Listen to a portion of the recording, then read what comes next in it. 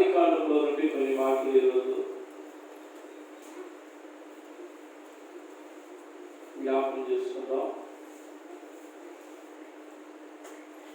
మనుషులకు కావలసిన అందిన ఆహారం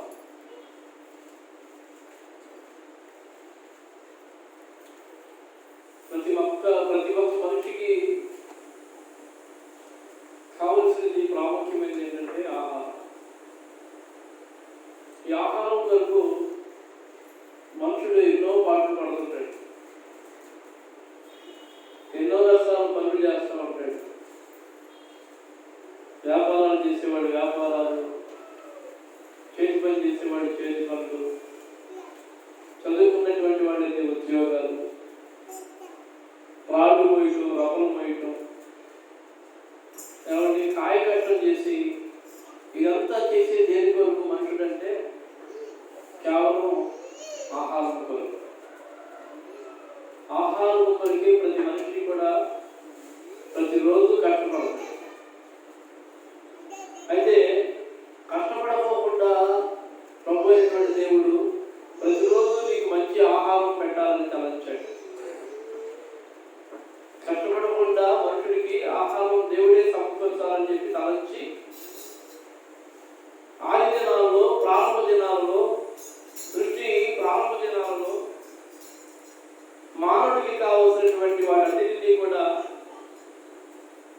భూమి మీద ప్రతి దాన్ని కూడా ఆయనే మొలిపించాడు. ఆది కాండం 1వ అధ్యాయం 29వ వచనాన్ని మనం పరిశీలిస్తే అక్కడ ఆ మాట చాలా క్లియర్గా వ్రాయబడింది. 29వ వచనంలో ఏమన్నాడంటే, దేవుడు ఇదిగో భూమి మీద ఉన్న విత్తనములిస్తూ ప్రతి చెట్టును, విత్తనములిస్తూ వృక్ష ఫలములు గల ప్రతి వృక్షమును మీకు ఇచ్చి ఉన్నాను, అవి మీకు ఆహారమును. దేవుడు ఇచ్చాడు, మీకు ఇచ్చి ఉన్నాను అంటే మీకు అన్నాడు, నీకు అలా. మీకు అంటే అందరికీ, మీకు అంటే అందరికీ, నీకు అంటే ఒకరికి. కానీ ఆనాటి దినాల్లో మీకు అన్నాడు అంటే అందరూ లేదుగా. ఆనాటి దినాల్లో ప్రజలు ఇంకా విస్తరించబడలేదు,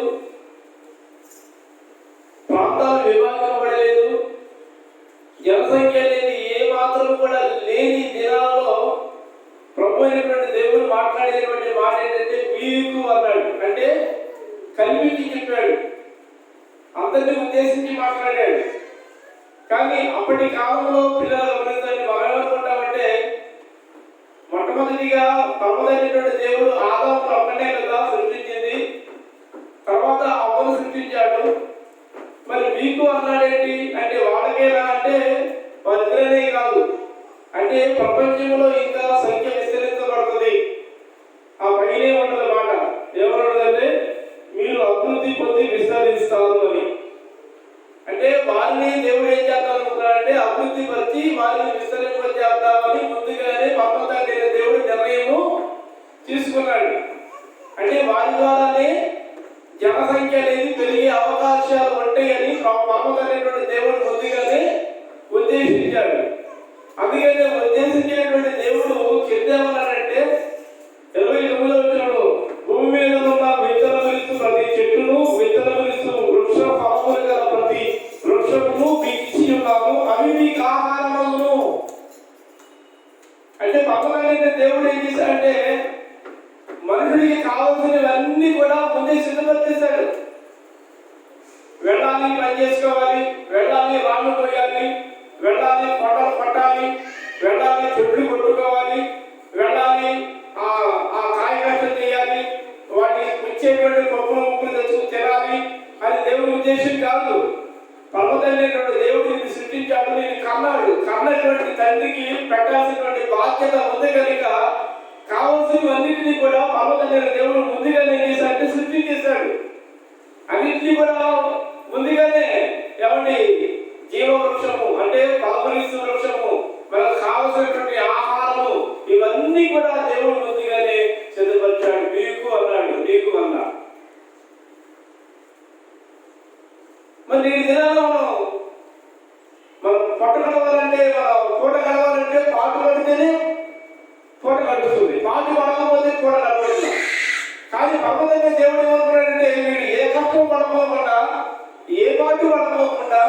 వాళ్ళకి కావాల్సినటువంటి అందిన ఆహారమును నేను ఇవ్వాలని చెప్పి దేవుడు నిర్ణయించాడు. కానీ నిర్ణయించింది ఈరోజు మనం కష్టపడుతున్నాం. కష్టపడేటట్టుగా మన చేసేది మనమే చేసుకున్నాం. అదే దేవుడి ఉద్దేశం ఏంటంటే ఆయన మాట వింటే, ఆయన లోబడితే, ఆయన చెప్పినట్టు చేస్తే మనం కష్టపడిపోకుండానే ఈరోజు హ్యాపీగా చక్కగా ఉన్నది తినేవాళ్ళం, చక్కగా పర్వదగినటువంటి దేవుడిని స్తుతించేవాళ్ళం, పర్వదగినటువంటి దేవుడిని మహిమపరిచేవాళ్ళం. ఆయన మాట వినకపోవడాన్ని బట్టి, ఆయనకు లోబడకపోవడాన్ని బట్టి, ఆయనకు విధేయత చూపకపోవడాన్ని బట్టి దేవుని మీద గమనించండి ఏమైందంటే అంతా తారుమారైపోయింది. అంతా ఏమైపోయిందండి? తారుమారైపోయింది. చక్కగా దేవుని వాక్యాలు వినండి, చాలా క్లియర్గా మాట్లాడుతున్నాడు ఇక్కడ. ఏమంటే 29లో ఏమంటే జీవము ఫలము గల ప్రతి వృక్షమును మీకు ఇచ్చి ఉన్నాను, అవి మీకు ఆహారం ఇచ్చేసాడు దేవుడు. డబ్బులు ఏమన్నా అడిగాడు మనల్ని? ఇంకేమన్నా ఇవ్వని కోరాడు? నేను ఏం కోరలేదు కదా. బిడ్డ దగ్గర ఏమంటే తండ్రి డబ్బులు తీసుకుంటాడా?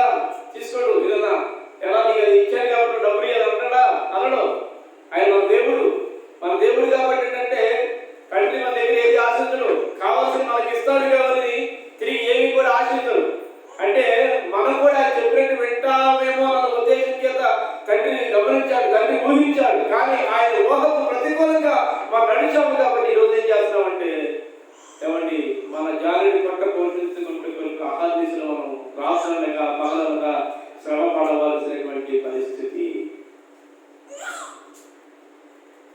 దేవునికి స్తోత్రం చెప్పండి సార్.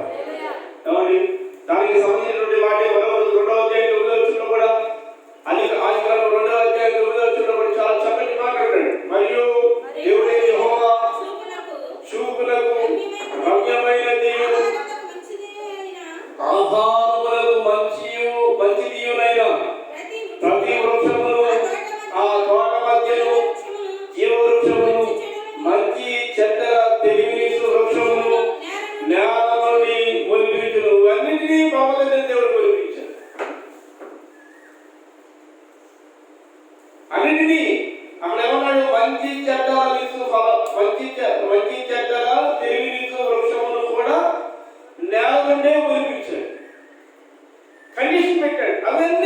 ఇవన్నీ దేవాది దేవుడు సృష్టించి మరొక చెట్టును కూడా ఆయన సృష్టించి కండిషన్ పెట్టాడు తన బిడ్డలకు ఏమని కండిషన్ పెట్టాడంటే, ఇదిగో మీరు ఫ్రీగా తినండి, ఉచితంగా తినండి, మంచి ఆహారం తినండి, శ్రేష్టమైన ఆహారం తినండి, ఆరోగ్యకరమైన ఆహారం తినండి. మీకు ఏ వ్యాధి రాదు, మీకు ఏ బాధ రాదు, మీకు ఏ బలహీనత రాదు, మీకు ఏ నొప్పులు రావు. నేను ఇచ్చే ఆహారం వల్ల ఎవరికి ఎటువంటి బలహీనత రాదు. దాన్ని మీరు చక్కగా పూజించండి, దాన్ని మీరు చక్కగా మీరు కావాల్సినవన్నీ కూడా మీరు తీసుకోండి, తినండి. కానీ మంచి చెడ్డ తెలివిస్తూ చుట్టూ ఒకటి నేను ఒలిపిస్తున్నాను, దాని జోలికి వెళ్ళండి. దేవుని స్తోత్రం చెప్పండి. అర్థమైందండి? దాని జోలికి మీరు వెళ్ళద్దు అని చెప్పినప్పుడు అప్పుడు పిల్లలు గమనించండి. అంతకుముందు చాలాళ్ళు కష్టపడకుండా తిన్నారు, చాలా మంచి ఫుడ్ తిన్నారు, మంచి భోజనం చేశారు, మంచి ఆహారం తిన్నారు. దేవాది దేవుడు సృష్టించినటువంటి ప్రతి వృక్ష ఫలములన్నింటినీ తిన్నారు చక్కగా హాయిగా జీవించారు. కష్టపడ్డట్టుగా ఎక్కడ బైబిల్లో కనబడాలి. ఆదాము హవ్వలు స్టార్టింగ్ దినాల్లో వాళ్ళు చెమట వచ్చినట్టుగా, నేల దున్నట్టుగా, పంట పండించినట్టుగా ప్రారంభ దినాల్లో ఎక్కడ కూడా కనపడాలి. అంత సజావుగానే సాగింది. చక్కగా ఆకలేసినప్పుడు ఆ పొలం దగ్గరికి వెళ్తారు, పొలం కోసుకుంటారు, కబుర్లు చేస్తారు. ఫలాలు ఫ్రీ డైజెషన్ బాగుంటుంది, ఆరోగ్యానికి కూడా చాలా మంచిది.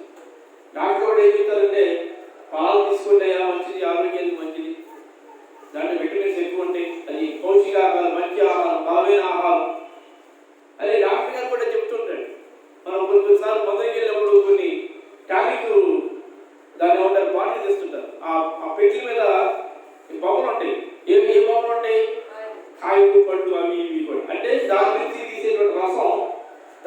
దాన్ని ఏం చేస్తామంటే ఒక మూతలు నీళ్లు లేకపోతే మూతలు మంది అంటాడు, మూతలు అంటాడు అంతవరకు. అంటే దానిలో శక్తి ఉందని తెలుసు. వాళ్ళు కూడా సైంటిస్టులు ఏం చేస్తారంటే దాన్ని పరిశీలన చేసి ఇది బలమైన ఆహారం, ఇది బలమైన పదార్థం అన్న ఉద్దేశం చేత ఏం చేస్తారంటే నీరసం తగ్గడానికి ఆ టానిక్ ఉపయోగించండి, వాడాలని చెప్పి డాక్టర్ గారు ఏం చేస్తారంటే పిల్లలకు కానీ పెద్దవాళ్ళకి కానీ బాగా వచ్చినప్పుడు ఆ కార్యక్రమంగా మాకు ఇస్తూ ఉంటారు, అమ్ముతారు వాళ్ళు. బలమైనటువంటి దేవుడు మంచి ఆహారం మనం ఏమయ్యాడు అంత మంచి ఆహారం, మంచి పౌష్టికాహారం, మంచి బలమైన ఆహారం నేల నుండి వాటిని సృష్టింపజేసి ఇదిగో ఇది మీకు ఆహారం అవుతును అన్నాడు కదా. ఇది మీకు ఆహారం అవుతును, అది మీకే, అది మీరందరూ తినచ్చు. ఆహారం అవులనే కాదు, ఇంకా వాళ్ళ ద్వారా ఫలించి అభివృద్ధి పొందుతారు వాళ్ళు. అంటే నేను అంటాను, అప్పుడు ఆ రోజు ఆ పర్వతమైనటువంటి దేవుడు మన పితమైనటువంటి ఆదాము అవ్వలు విని ఉంటే ఈరోజు మనకి కర్మ పట్టేది కాదేమో అనుకుంటాయి. అవునా? ఈరోజు ఈ కర్మ పట్టేది కాదేమో అనుకుంటారు. ఆ రోజున మన పితమైనటువంటి మన తాతను పొందాం, లేదా మన మొత్తాలను పొందాం. మన ఆదాము గారు నుంచి వచ్చింది కాదు, అది ఆదాము నుంచి వచ్చింది అవ్వ. అంటే ఇప్పుడు ఆదాము తప్పు కూడా అనుకోవాలి, ఆదాము నుంచి తీసాడు కదా దేవుడు. ఆదాము ఏమాత్రం అందరా, కానీ అవ్వ లొంగిపోయింది. లొంగిపోయి దేవుడు చేయవద్దనేటువంటి పని చేసింది. దేవుడు చేయవద్దనేటువంటి పని చేసి ఆ మంచి చెడ్డల తెలివి నీకు వృక్ష ఫలములలో ఒక దారిని తీసుకుని అపవాది ప్రేరేపించినప్పుడు తీసుకుని ఏం చేసింది, తిని అది ఆదాములకు కూడా ఇవ్వగా ఆయన కూడా దాన్ని భుజించి వాళ్ళిద్దరూ కూడా ఏమైపోయారంటే దేవుని యొక్క శాపానికి గురైపోయారు.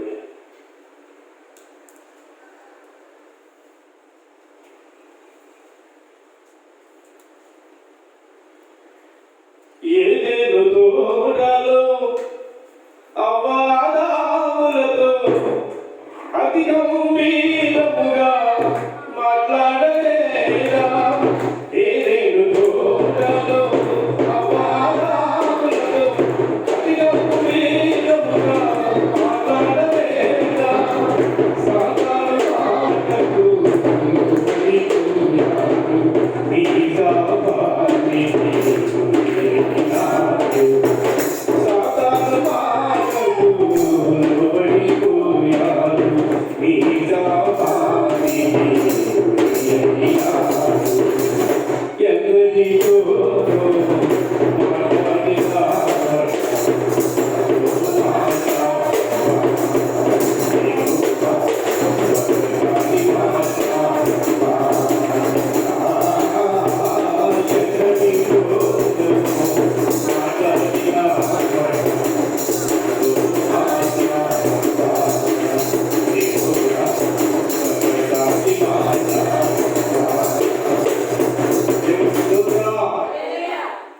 ఆల్రెడీ చెప్పాడు దేవుడు, మీరు అన్ని తినండి, మీకు అన్ని ఫ్రీ. మిమ్మల్ని నేనేది రేట్ అడగట్లేదు, ఇంత కట్టమని చెప్పట్లేదు. మీరు నా బిడ్డలు, మీరు అడిగిన ఆహారం మీకు నేను సమకూర్చేశాను ముందే. మీరు చక్కగా ఫలించండి, అభివృద్ధి పొందండి. ఇదిగో నేను ఒలిపించేటువంటి ప్రతి దాని వృక్షభాగం మీరు చక్కగా పిలిచి హాయిగా ఉండండి అని దేవుడు చెప్తే కొన్నాళ్ళు విన్నారు. వినండి, కొన్నాళ్ళు విన్నారు. కొన్నాళ్ళు వాళ్ళిద్దరూ చక్కగానే కష్టపడకుండా చక్కగా తేలిక ఫ్రీగా ఫోన్ చేశారు. తర్వాత ఇక దేవుని మాట వాళ్ళు కడుపుని పెట్టి అపవాది మాట విని ఏమండి దేవుని శాపానికి గురై దేవుడు ఫ్రీగా ఇచ్చేటువంటి ఆహారము ఆ చేతుల వాళ్ళే చెడగొట్టుకున్నారు.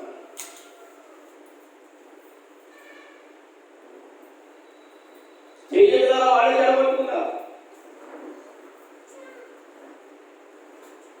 కొన్నిసార్లు మాకు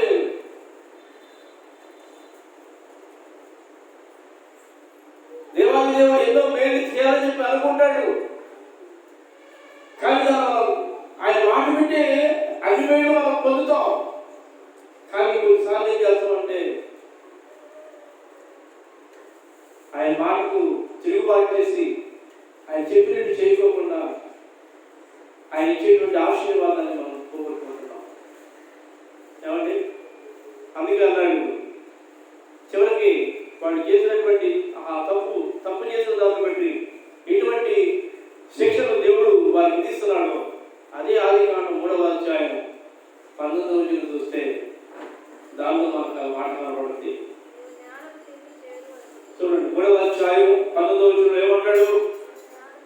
నీవు నేలకు తిరిగి చేరు వరకు నీ ముఖపు చెమట కాచి ఆహారము తిందువు. చాలు. అంతకుముందు అన్నాడు ఆ మాట.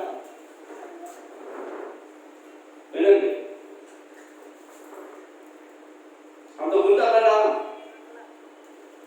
ఇప్పుడు సాతాను మాట విని సాతాను చెప్పినట్టు చేసి ఆ మంచి చెడ్డల తెలివి నుంచి ఫలవృక్షములు తిని వాళ్ళు దేవునికి దూరస్తులైపోయినప్పుడు, దేవుని దృష్టిలో వాళ్ళు నేరస్తులైపోయినప్పుడు తిరిగి మళ్ళా వాళ్ళతో దేవుని స్వరం చాలా గెలపడ్డా, చాలా బాధపడ్డారు. తినడానికి తిండి లేక పనికి కాదు, పని చేయడం కూడా నేర్పించింది దేవుడే. వాళ్ళ తర్వాత పనికి అది కూడా దేవుడు వాళ్ళ పని చేత కాదు. ఇంతకుముందు పని అనేది వాళ్ళకి చెప్పలేదు. పని చేయాల్సినటువంటి అవసరం వాళ్ళకి ఉండేది కాదు. వాళ్ళకి పని అంటే పని చేయాల్సిన అవసరం ఉంటే పని నేర్పుతాం. పని చేయాల్సినటువంటి అవసరం లేదు కాబట్టి పని ఎందుకు నేర్పాలిగా? నేనేగా అన్ని ఫ్రీగా సమకూర్చేది అన్న ఉద్దేశం చేత పరమదైనటువంటి దేవుడు వాళ్ళ పని చేయడం కానీ కష్టపడటం కానీ అంటే ఏమి వాళ్ళకి ఏం చెప్పడం ముందు ఫ్రీగా తినండి, ఫ్రీగా చక్కగా టైం తగ్గినప్పుడు సృష్టించండి, ఆరాధించండి, హ్యాపీగా ఉండండి, చక్కగా ఫలించండి, అభివృద్ధి పొందండి, ఇవే ప్రమాణమైనటువంటి దేవుడు ముందుగా చెప్పాడు. కానీ ఇప్పుడు పరిస్థితి చూస్తే ఏంటంటే ఇక దేవాది దేవుడు శాపానికి గురైన తర్వాత ఇప్పుడు ఆయన అంటున్నాడు కదా, రెండోది వాళ్ళు చాలా చెప్పబడ్డారు. వాళ్ళు ఏంటంటే చాట్లోకి దేవుడికి ఏం చేశాడు? ఆ దేవుడు చెప్పినటువంటి మాట వాళ్ళు వెళ్ళేది కాబట్టి ప్రతికూలంగా నడిచారు కాబట్టి నడిచిన తర్వాత వారిని దేవుడు ఏం చేశాడంటే ఆ తోటలో నుంచి, ఆ ఏదో తోటలో నుంచి వాళ్ళ బయటికి ఎంటేసి గెంటేసేసాడు. ఆ దోతని కావులు పెట్టాడు. మాట్లాడుతున్నారు, ఒక దోతను కావులు పెట్టాడు. వాళ్ళు వస్తే కనుక ఏసై అన్నాడంతే. ఏమన్నాడండి? వాళ్ళు వస్తే కనుక ఏసై అన్నాడు. అప్పుడు ఆ దోత అక్కడ రావడంతో దోత కత్తి పట్టు నిలబడింది. కత్తి పట్టు నిలబడింది కాబట్టి ఆదాములు తోటలకు రావడానికి వెలిసినారు. ఇక అప్పుడు ఆదాములు బాధపడ్డారు, ప్రభా మేము చేసిన తప్పు, మేము నీకు లోపడలేదు, మేము తిరుగుబాటు చేసాం, అమ్మవారి మాటకు లోపడ్డాం కాబట్టి మేము బ్రతకాలి, ఆకలితో అవలంబించుకోతున్నాం. ఇంతకుముందు ఆకలి బాధ తెలియకుండా హ్యాపీగా మేము బ్రతికాం నువ్వు ఇచ్చేటువంటి ఫలాలను బట్టి. ఇప్పుడు మేము తినాలి, ఆహారం కావాలి, ఏంటి ప్రభావ మాకు పరిష్కారం చెప్పు అని చెప్పి వాళ్ళు ఎవరిని ప్రాధాన్యపడి ఎవరిని గుండెలు బాదుకొని మాట్లాడుకుని కన్నీరు కాచి ఏడ్చినప్పుడు అప్పుడు దేవుని స్వరం వినబడింది. ఏమని? 19వ వచనం, నీవు నేలకు తిరిగి చేరు వరకు నీ ముఖము చెమట కాచి ఆహారము తింటావు. ఏలయనగా నేల నుండి తీయబడినవి, నువ్వు మన్నే కనుక తిరిగి మన్నైపోతావు అని చెప్పి దేవుడు చెప్పినప్పుడు అప్పుడు ఇక మనోడు ఏం చేశాడంటే కలుగు పాల చేత పట్టాడు. ఎవరండి? వ్యవసాయం చేయాలంటే ఏం కావాలి? కలుగు పాల కావాలి. దానికి కావాల్సినటువంటి సామాగ్రి కావాలి, దానికి కావాల్సినటువంటి పనిముట్లు ఉండాలి. మరి అప్పట్లో మరి పరుగులు పాకుంటాయా? లేవు. మరి ఎట్లా? ఎంత కష్టపడ్డాడు? ఇప్పుడు కష్టపడటం చాలా సులువైపోయింది. కష్టపడటం ఇప్పుడు చాలా ఏంటంటే అంత కష్టం లేదు, మునుపంత కష్టం లేదు. మునుపట్లో వ్యవసాయం చేసే వ్యవసాయదారుడు ఏమండి పొలంతనాన్ని ఏం చేసేవాడు? పొలంతనాన్ని ఏం చేసేవాడండి? మెడ మీద కాటి పెట్టుకుని నాగలే పెట్టుకుని దున్నేవాడు. అప్పుడు అంత టెక్నాలజీ అంత డెవలప్మెంట్ లేదు. లేనప్పుడు ఏం చేయాలంటే అలాగే దున్నుకునేవాడు, వెనకాల మరికి పట్టుకునేవాడు. దాన్ని ఏమంటారు? దాన్ని నాకు అంత నాగలి దాన్ని నొక్కి పట్టుకుంటే వాడు బలంతో లాగితే అప్పుడు ఆ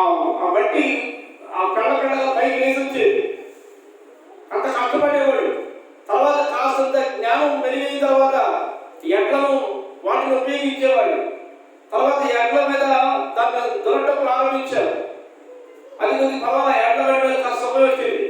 తర్వాత రాను ఎండ పడిపోయింది. ఇప్పుడు తర్వాత ఏమొచ్చింది చెప్పండి? రాష్ట్రం వచ్చింది. అంటే క్రమక్రమంగా ఇప్పుడు మీరు కూడా ఉన్నారు. మీ పనులు ఒకప్పుడు స్లాబ్ వేయాలంటే ఏం చేయాలి? ఒకప్పుడు ఏం చేసేవాళ్ళు? పై స్లాబ్ వేయాలంటే ఏం చేయాలి? కింద నుంచి పై దాకా కట్టుకునేవాళ్ళు. కట్టుకుని డిప్పలేగా చేసుకుంటూ ఏం చేసేవాళ్ళు అంటే చాలా తిప్పలు పడ్డవాళ్ళు, చాలా కష్టపడేవాళ్ళు, చాలా బాధ అనిపించేది. సరే మీకు కూడా ఏంటంటే టెక్నాలజీ డెవలప్ అయిపోయింది. మిషన్ అనేది తయారైంది. ఆ లిఫ్ట్ అని మిల్లరని అదని ఇవన్నీ రావటం అనేటువంటి దాని మీద కాస్త సుఖమైంది. మరి మీ పూర్వీకులు, మీ తాత ముత్తాతలు వాళ్ళు చేసినటువంటి సాధ్యం ఇప్పుడు మీరు చేయగలరా అంటే చేయలేదు.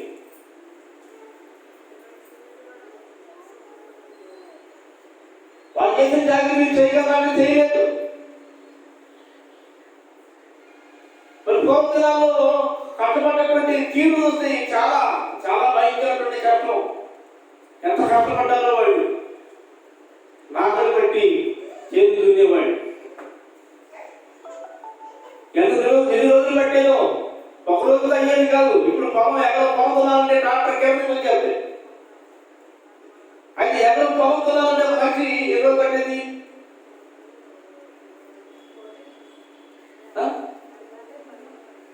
అసలు పొలం ఒక మనిషి దున్నాలంటే ఎద్దులు ఉన్నాయి కాదు, దేవుఉన్నాయి కాదు, కానీ కుదాలు వేసుకుని వెనకాల మనిషి ఉండి మనిషి మారుతా ఉండేవాడు. ఇంట్లో ఒకడే మొయ్యలేడు కదా. ఈ బొల్లంతా కొట్టుకుపోవడం, రక్తాన్ని చిందించినట్టుగా వాళ్ళ రక్తము చెమట రెండు కాలి అంత బలమైనటువంటి చాకరీ చేసేవాడు. ఎక్కడో 4 రోజులు.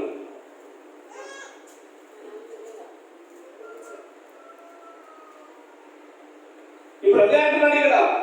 ఆ పరిస్థితి వచ్చేసింది. ఇక అలా ఏమంటే నువ్వు నేలలో తిరిగి చేరు వరకు అంటే నువ్వు చచ్చిపోయేంత వరకు నీ ముఖము చెమట కాల్చాల్సిందే. కష్టపడితే చెమట కాల్చుతా, కష్టపడకుండా ఈసీలో కూర్చుంటే, ఫ్యాన్లో కూర్చుంటే చెమట పడతా. కష్టపడితేనే అర్థమవుతుందా మీకు? కష్టపడితేనే చెమట పడుతుంది. కష్టపడకపోతే చెమట పడుతుంది కదా. అంతకుముందు కష్టపడకుండా బతికావు. కష్టం లేకుండా దేవుడిని పెంచాడు. కష్టం లేకుండా నీకు కావాల్సినటువంటి ఆహారం దేవుడు ఇచ్చాడు. ఇప్పుడు జీవితాంతం వచ్చేందుకు. అందుకే నేను కొంతమంది చూస్తాను బయట పండు ముసలోళ్ళు కూడా కాస్త ఓపుకుంటే కష్టపడతానే ఉంటాడు. కొద్దిగా ఓపిక ఉంటే ఏదో ఒకటి అమ్ముకోవటమో లేదా తిరగటమో ఏదో ఒకటి చేయటమో చేస్తూ ఉంటాడు. నేను ఇరుగుదిపేటలో ఉన్నప్పుడు, ఎదిగొంటున్నప్పుడు ఒక ఆయన వచ్చేవాడు. పొగ అంటే పురుగులో ఇంటి వరకు పొగాలు అనేవాడు. పొగాలు అంటూ వచ్చేవాడు. ఆయన చూస్తే చాలా పెద్ద ఆయన, ముసలాయన. నిదానంగా అడుగులు కలిసి కర్ర పట్టుకుని కాళ్ళతో సపోర్ట్, తన కాళ్ళ మీద తను నిలబడాడు. కర్ర సపోర్ట్ లేకపోతే నడిచేవాడు కాదు. అయినా నేను అప్పుడు మా అమ్మాయి అడిగేవాడు, ఏం బాబు నీకు పిల్లలు లేరా, వాళ్ళు లేరా, వీళ్ళు లేరంటే పిల్లలు ఉన్నారండి కానీ నాకు పట్టించుకోలేదు. వాళ్ళు నన్ను ఎవరు చూడరు. మరి బ్రతకాలి కదా, నా జ్ఞానం పట్టుకోవాల్సిన ఆహారాన్ని సంపాదించుకోవాలి కదా. ఏదో నా ప్రయత్నం నేను చేసుకుంటున్నాను. ఏదో ఒక రూపాయి డబ్బులు వస్తే దాంతో నేను చెప్పలేని పడతాను. నా వాళ్ళని ఏమని నీకు ఫ్రీగా పెట్టాలా అని అడిగిందయ్యా. అందుకని నా వాళ్ళ చేతులు నా కట్టానికి దాన్ని పోస్తాను. ఎక్కడ దాన్ని ఒక 12 వ్యక్తులు పెడుతుంది. ఆ 12 వ్యక్తులు కోసమే ఈ చెప్పడం, ఈ కష్టపడటం.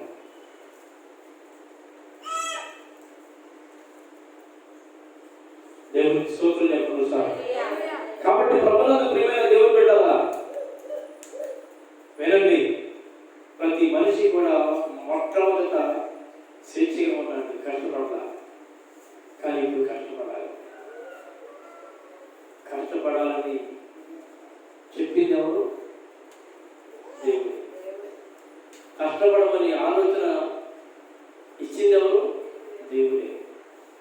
కష్టపడటం అంటే ఏంటి ప్రభువా అని చెప్పి అడుగుంటాడు. నేను అనుకుంటాను తెలవదు కదా, ఇప్పుడు పని ఎలా చేయాలో తెలియదు కదా. పని చేయాలంటే ఏం చేయాలి? నేర్పించాలి. ఎవరన్నా పక్కన నేర్పిస్తేనే కదా. చూస్తే అంతకుముందు ఎవరో చేసిన వాళ్ళు లేరు. ఆదాం ముందు ఎవరు పని చేసిన వాళ్ళు ఎవరు లేరు. ప్రప్రథమంగా ఆదామే. ఆదాం కష్టపడటం అంటే ఏంటి ఆయన? పని అంటే ఎలా చేయాలి, ఏంటి ఎలా, నా వృత్తి కోసం, నా పొట్ట కోసం నేను ఏం చేయాలి, ఎలా అంటే నేను అనుకుంటాను ఆయనే ఆ టైంలో గురువై ఉంటాడు. ఆయనే ఆ టైంలో దేవుడు గమనించండి పలుగు పట్టుంటాడు. పలుగులు ఉన్నాయా? అప్పుడు లేవు. మరి దేంతో నేను అనుకుంటాను, నా ఊహ అంతేగాని నేను వేరే ఉద్దేశిస్తే కాదు. నేను అనుకుంటాను ఒక బలమైనటువంటి కర్రలే, ఆ కర్రల్ని దాని గుంపుగా చేసి దాంతోనే కూడా ఏమండి ఆ పలుగు తొమ్మినట్టుగా చూపేవాళ్ళేమో. చేతులే అప్పుడు ఆధారం ప్రస్తుతానికి ఆ చేతులతోనే ఆ విధంగా బట్టి లాగేవాళ్ళేమో.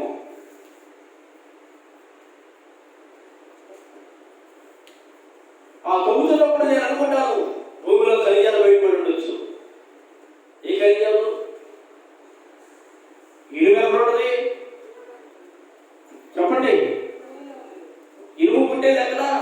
భూమిలోనే. ప్రతిదీ కూడా భూమిలో వచ్చేవే. తర్వాత మంచి ఆ జ్ఞానాన్ని దేవుడు ఇచ్చాడు. ఆ జ్ఞానం అన్నా లేకపోతే మంచి బ్రతకలేదేమో ఉద్దేశించేత ఆ దేవుడు ఏం చేశాడు? అక్కడ తొమ్మిది ఉంటుండగా 9 దాన్ని బట్టి ఏదో ఖనిజాలు బయటపడ్డ దాంతో వాళ్ళు వస్తువులని అవన్నీ ఇవన్నీ తయారు చేసి పలుగు, పాల, కప్పు, కత్తి, గొడ్డలి అని ఒక్కోటి అవునా?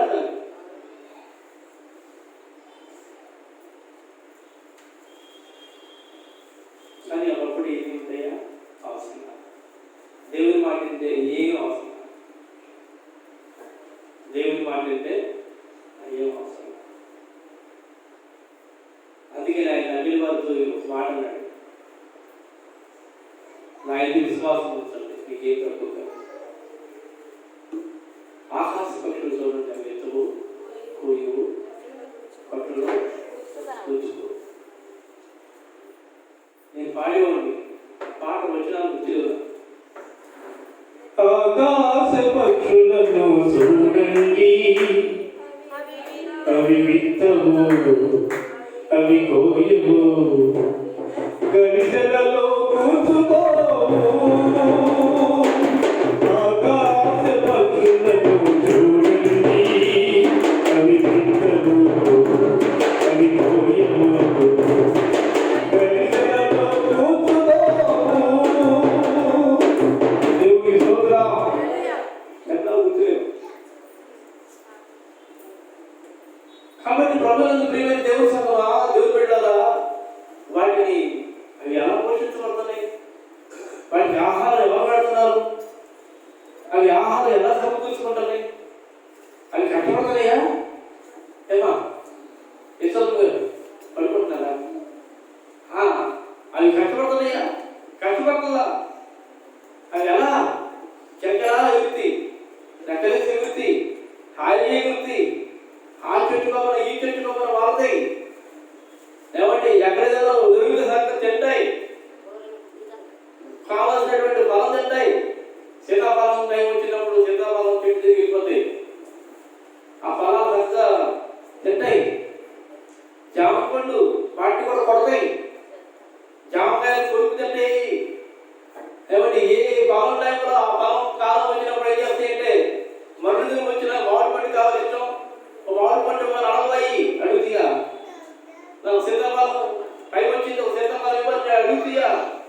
రెండు కొట్టుగాడికి వెళ్ళి ఏమంటే కొట్టు తిరిగి వెళ్ళి డబ్బులు ఇస్తాను నాకు ఇవ్వాలని చెప్పి అడుగుతీయా, అడగో. ఒక పక్షి మన శాంతి గారు ఉన్నారు ఇక్కడ, శాంతి ఉంది. పక్షి అనేది ఆ చెట్టు మీద వాలితే ఆమె ఏమో నడతా ఏం అవ్వలేదు. రెండోది వాళ్ళ మీద తెలుసుదా తెలవదు. రెండోది ఉడతలు ఉంటాయి, ఆ ఉడతలు కూడా చేతికి సంత జల జల జల జల తాగుతుంది. ఇలాంటి కావాల్సినటువంటి కొట్టు తెచ్చేవి. మరి వీటన్నిటికీ ఫ్రీగా పెడతాడు ఆహారం. వీటన్నిటికీ ఫ్రీగానే దేవుడు సమకూరుస్తున్నాడు. మరి మనకి ఫ్రీగా ఆహారం అన్నట్ల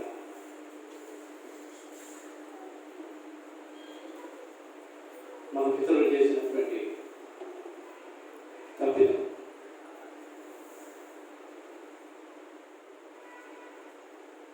అవునా? మన పితరులు చేసినటువంటి తప్పిదం. మరి ఇప్పటికీ ఆ తప్పిదాలు మనలో ఉన్నాయి. ఏదో లోకంలో సాగుతుంది, సాధన తాగిన కూడా తలెప్పు కట్టుకుంటాం. అంటే తాత చేసిన తప్పు మనం కూడా చెప్పండి చేస్తానే ఉన్నాం. ఆయన సందర్భాల్లో చేస్తానే ఉన్నాం. ఆ దోషమేనేమో ఈరోజు వల్ల అప్పటికి ఇప్పటికీ పట్టి పీడిస్తుంది. కొన్నిసార్లు చాలా బాధపడుతుంటాం.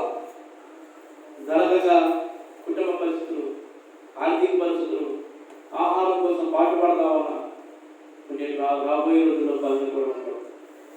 ఇప్పుడే ఉన్నట్లా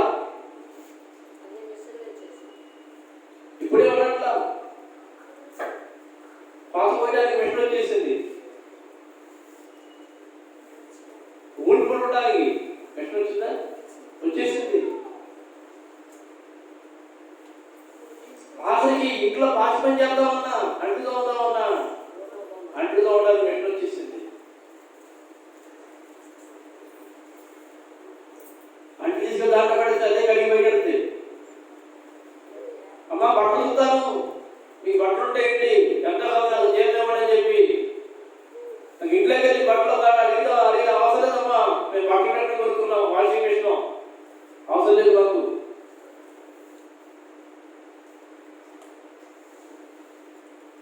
మరి సామాన్యుడు ఎలా బతుకుతాడు?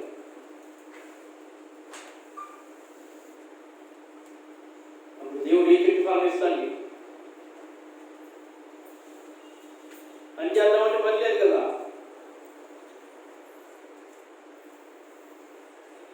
ఏం చేయాలి? ఒకసారి ఆలోచించాలి. వారికి లోతుకి వెళితే ఎన్నో విషయాలు పంపుతానే దేవుడు మనతో సూటిగా మాట్లాడతాడు. మరి అంత మాటలు అది గొప్ప మాటలు వింటున్నప్పుడు కూడా పంపుతండి లేకుండా మనం బ్రతకలేదని ఎందుకు ఆలోచించట్లేదు? ఆయన మీద మనం మనసు పెడితే ఆయన విడుదలైనటువంటి వారికి ఏ ఆహారం పొందు అనేది చేయడు. ఏ ఆహార విషయంలో కూడా దేవుడిని కొదువ చేయడు. ఆహారం సమకూర్చగలిగేది ఎవరంటే దేవుడే. నీ కడుపుకు కావలసినటువంటి తిండి కట్టగలిగేది కూడా దేవుడే. పుట్టించినటువంటి వాడిని నీకు అన్నం పెట్టడా, కానీ నువ్వు ఆయన మాట వినాలి, నువ్వు ఆయన లోపడాలి, నువ్వు ఆయన విదేశీ సొక్కాలి. తిరుగుబాటు చేసే ఉపయోగం లేదు. ఆదాము తిరుగుబాటు చేశాడు కాబట్టి నువ్వు నేలకు చేరు వరకు ఏమవుతావంట, నీ ముఖము చెమట కాల్చి ఆహారము తింటావు. కష్టపడకుండా నీకు జరగదు అప్పుడు ఇప్పుడు కష్టపడదామన్నా పన్నట్లు ఉండదు. ఇప్పుడు కష్టపడాలి. ఆహారం కావాలంటే కష్టపడాలి. మోసాలుగా కష్టం ఉండాలి, కన్నీటి కష్టం ఉండాలి, ఆత్మతో ప్రార్థన చేయాలి. ఆ పర్వతం దేవుడు కనికరించినప్పుడు నీ అందిన ఆహారాన్ని దేవుడు నీకు సమకూరుస్తాడు. ఇంకెన్నో విషయాలు ఉన్నాయి. ఆహారం గురించి నేను గత కొన్ని వారాలు మీకు వివరంగా చెప్పాలని ఆశపడుతున్నాను.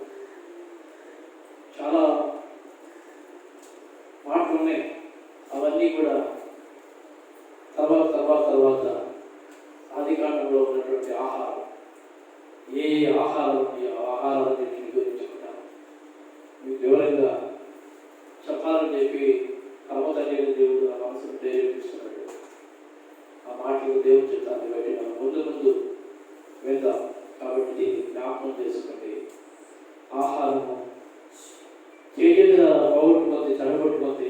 దేవాది దేవుడు ఫలించండి, మీరు అభివృద్ధి పొందండి, మీకు కావాల్సిన అన్ని ఆహారం నేను పెడతానని చెప్పి మాట్లాడినప్పుడు కూడా చేతుల ద్వారా చెడగొట్టుకుని చివరికి వారు ఎటువంటి నష్టం తెచ్చుకుని ఏ పరిస్థితులకు వచ్చారో విన్నాం.